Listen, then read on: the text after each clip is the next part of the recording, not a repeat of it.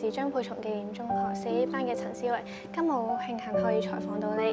咁以下有幾條問題想問下你嘅。咁第一條就係喺你成長嘅過程中，有乜嘢係可以激發到你對社會服務嘅興趣？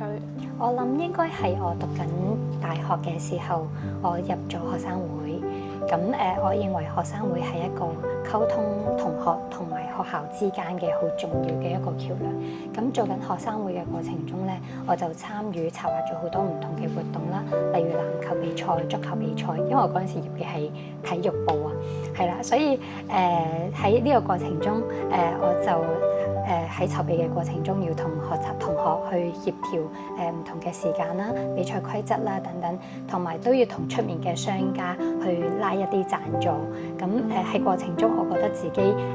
對呢件事係好有成就感，同埋都覺得係好鍛鍊到自己嘅。另外都有條問題想問嘅，就係當屋企人知道你全心去為呢個社區服務啦，有冇曾經擔憂過啲乜嘢，或者係喺過程中佢哋曾經點樣去支持你嘅工作呢？其實屋企人一路都好支持我做呢份工作。雖然佢哋都好擔心，我覺得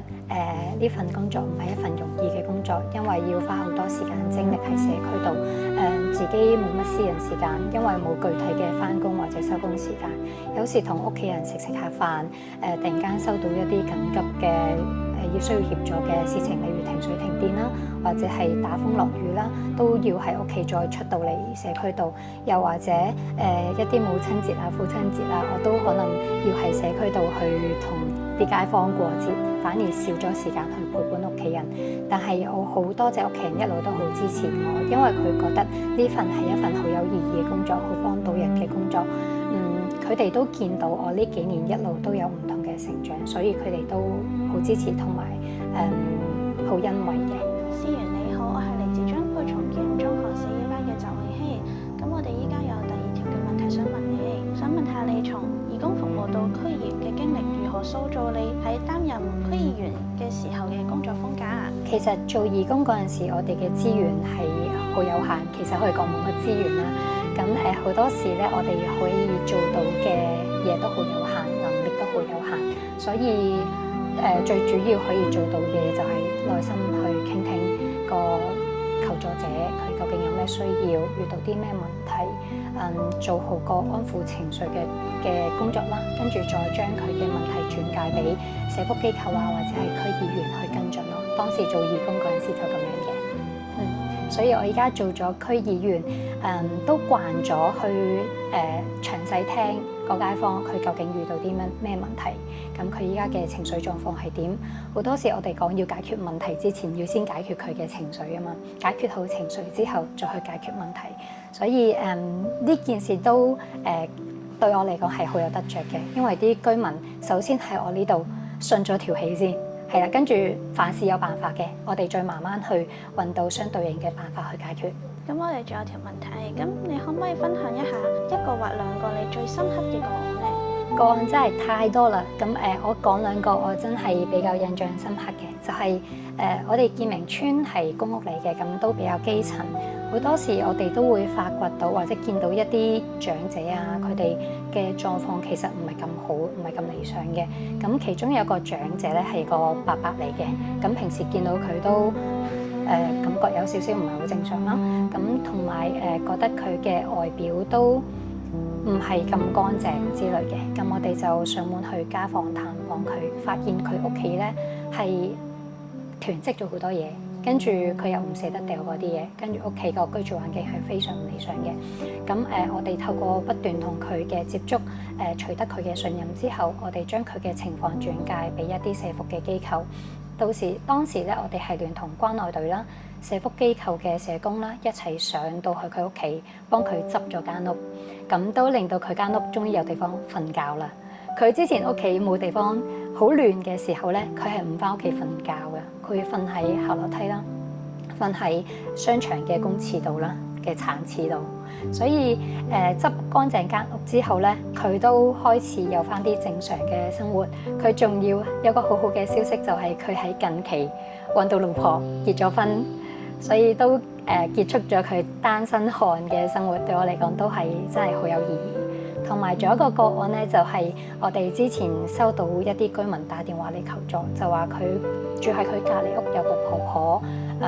佢非常擔心佢依家嘅狀況。咁我哋就同啲義工一齊上去，又係家訪探訪佢啦。咁當時敲門嘅時候，當時鎖咗門嘅，我哋敲門，跟住個婆婆有應，但係聽到咚一聲，跟住我哋就有啲擔心啦。跟住個婆婆最尾都係過咗嚟幫我哋開門，但係開完門之後，佢成個人瞓喺地下，同埋我哋見到佢係骨瘦如柴嘅，係啦。咁後尾經過了解，原來佢當時已經係幾日冇食過嘢啦，因為佢後尾了解到佢係有啲情緒病嘅，同埋呢啲情緒病令到佢係冇咗生活嘅動力，所以佢一路瞓喺屋企。雖然覺得肚餓，但係佢屋企冇嘢食，佢又冇力起身。呢個情況下，我哋都係立即聯絡咗社工啦。透過社工去定期探訪，日日幫佢送飯，一日送2餐。我同義工都間唔中會上去探下佢。咁依家佢都有啲朋友會過嚟探佢，同埋經過接觸咧，發現其實呢個長者佢以前係有一份非常體面嘅工作，佢係一個鋼琴老師嚟嘅，但係去到依家好似生活得好冇尊嚴，所以都會令我反思我哋香港又或者未來養老嘅政策究竟應該點樣。所以喺經過呢件事咧，我都同我哋社區嘅一啲學校啦，同埋社福機構啦，嚟緊都會有啲計劃，例如定期舉辦一啲活動，長者生日茶聚，我哋有學生去同呢啲長者接觸，去同佢哋傾偈，了解佢哋嘅需要，令到學生都有機會去服務社區。同埋我哋都同家福會同社工落到一啲獨居嘅長者嘅名單，咁知道有啲長者佢哋係真係有特別需要嘅，我哋會針對呢啲有需要嘅長者再去家訪探訪。思源你好啊，我係嚟自張佩松紀念中學嘅4D 班卓子偉，而家有第3條問題想問你。將軍澳海濱一帶咧，經常受到極端天氣嘅影響啦，導致沿岸設施受到破壞啦，市民嘅生活亦都受到限制。咁你有冇了解到居民有啲咩嘅睇法呢？係啊，18年嘅時候山竹確實係對我哋將軍澳海濱造成咗好大嘅破壞。當時臨海嘅一啲屋苑啦、停車場甚至浸晒，有好多名貴嘅車都浸壞咗。咁25年嘅時候華嘉沙再嚟到，雖然都對我哋將軍澳海濱造成一定程度嘅破壞，但係今次其實街坊居民都學精咗，有咗防範風暴嘅經驗。好多居民會提前將啲車泊上一啲地勢比較高嘅停車場啦，或者係露天嘅地方。但係今次咧，華嘉沙都仍然對將軍澳南公園啦，同埋沿岸嘅一啲商鋪造成咗相應嘅破壞。所以我哋發現咗，我哋將軍澳海濱長廊嘅防範措施其實都未夠完善嘅。所以我哋幾個區議員，包括我自己啦，都主要喺區議會都提出咗，希望關注將軍澳臨海地點應對極端天氣嘅防範措施。咁我哋都提出咗相對應嘅一啲建議，例如包括希望政府去制定一啲防洪防浪嘅工程方案啦，包括加裝防浪牆、水底消波石、設置防水閘門等等嘅工程。另外咧，就係希望部門可以加強同社區嘅協作，制定一啲極端天氣防範嘅工作小組，統籌政府部門嘅資源啦，同埋同周邊嘅居民又好、商戶又好、屋苑又好，去參與一啲防災設施嘅建設。咁好高興咧，其實最近我哋嘅工程都有啲進度啦。我哋第一、第2階段嘅防浪牆咧，就將會喺嚟緊嘅7月份去完成。同埋我哋都見到將軍澳南公園，佢都裝咗一啲可拆卸式嘅擋水板、一啲水閘，同埋附近嘅商戶，佢哋都再加裝咗一啲水閘。咁到時真係再有風浪嚟到嘅時候，佢哋就可以用一啲比之前更加堅固啲嘅設備去防止啲風浪。咁除此之外咧，其實我哋以前不嬲打風前咧，都會去同唔同嘅部門去巡視社區，睇下有冇啲隱患存在嘅，例如清渠啊，睇下一啲防水閘嘅安排工作啊，一啲沙包嘅準備啊。另外同埋我哋喺打風嘅過程中咧，我哋都會同政府部門一路留意住社區嘅狀況。咁一見到有啲咩情況，例如停車場露天停車場浸咗，我哋都即刻通知渠務部門去清除啲渠。如果有啲主要嘅幹道咧係有冧樹阻礙咗行車救援嘅話，我哋都會透過消防部門盡快出動去清除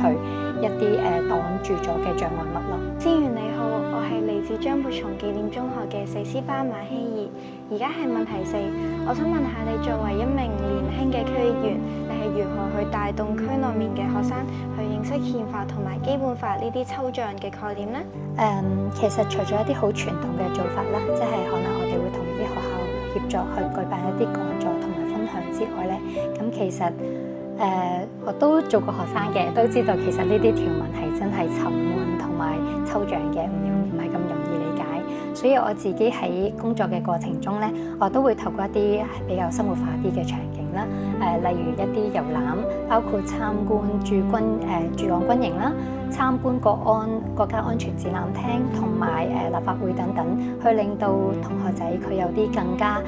貼地啲或者係場景化啲嘅機會，可以去了解到呢啲條文對佢哋嚟講有啲咩意義存在。咁除此之外咧，我都會透過一啲比較輕鬆啲嘅方式，可能係遊戲啊。我哋定期都會喺區入邊舉辦，例如有獎問答，例如一啲遊戲工作坊。我哋之前都有舉辦過一啲活動，叫做基本法入社區，咁就透過攤位遊戲嘅方式咧，令到小朋友或者係同學家長佢哋有興趣都可以過嚟參與。同埋除此之外，我哋都會舉辦一啲類似角色扮演同埋實踐嘅方式，令到同學可以沉浸地去體會到呢啲憲法啊、基本法呢啲條文對生活嘅影響。例如我哋可以令到同學仔扮做小區議員的一天，咁令佢哋可以有機會去參與到一啲政策嘅制定，了解居民嘅需要，同埋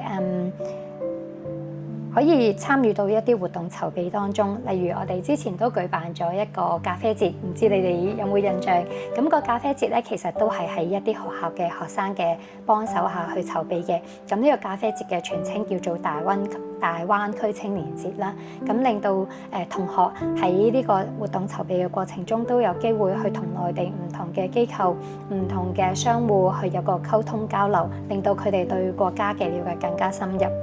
另外就係利用一啲第4點，就係利用一啲年輕化嘅表達啦。我知道其實好多同學仔佢哋依家比較中意嘅平台，可能包括 IG 啊、Thread 啊、小紅書等等。咁我都會喺呢啲平台上面去宣傳我嘅工作，令到佢哋會多啲去留意到我哋嘅社區工作究竟係點樣嘅。